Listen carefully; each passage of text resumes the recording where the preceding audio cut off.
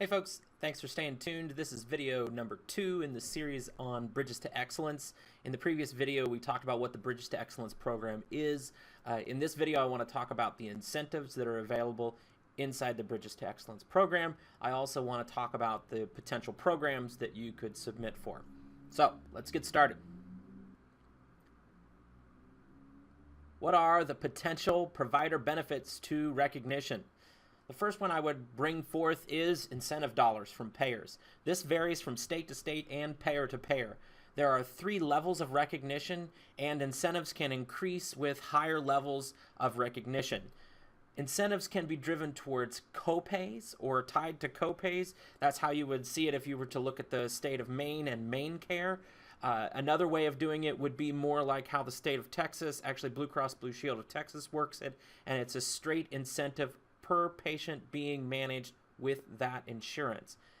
The second benefit to provider recognition would be public recognition by HCI3 and conversely by the payers. So what happens here is HCI3 is actually publishing a list of providers who have been recognized.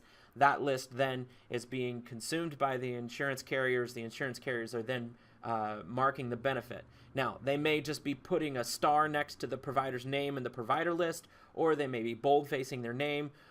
They also, again, that may actually kick off the process of other internal benefits. The third benefit that I would bring to the table, and I don't think this one can be oversold, is clinical quality improvement. Really, this is something that's near and dear to the Meridios brand and what we're trying to do, which is the identification of gaps in care and potential improvement areas. We're really trying to focus on how can we improve, how can we help providers improve their practice and their patient levels and the quality of care that they give their patients. What are the programs inside of the BTE program? That's great. Hypertension, CAD, congestive heart failure, cardiovascular program, diabetes, spine, asthma, COPD, depression, irritable bowel syndrome, and medical home are the programs that are currently inside the BTE program.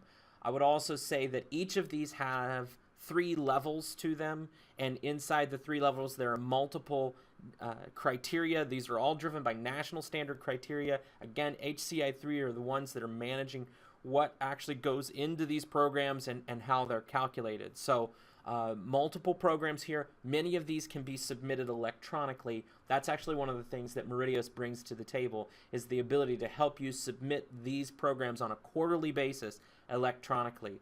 The nice part about submitting quarterly is it pushes out your 2-year window of being recognized further. So it goes 2 more years, and then you go up by a quarter and up by a quarter, so your certification doesn't all of a sudden run out.